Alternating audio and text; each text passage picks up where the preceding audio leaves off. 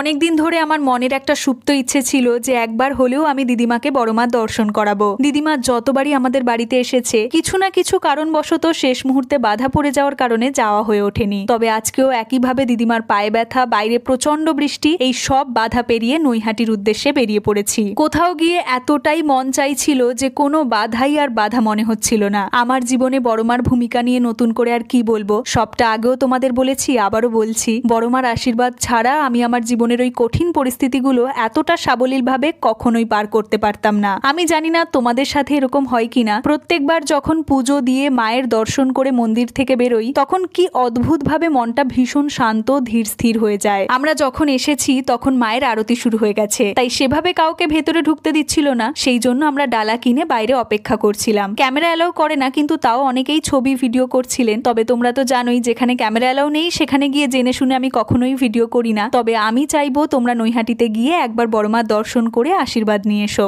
বড়মার আশীর্বাদে সবার মনের সব ইচ্ছে পূরণ হোক। চলো, আমাদের পুজো দেওয়া হয়ে গেছে, এখন আমরা বাড়ি ফিরি। দেখা হচ্ছে তোমাদের সঙ্গে পরের ব্লগে। বাই।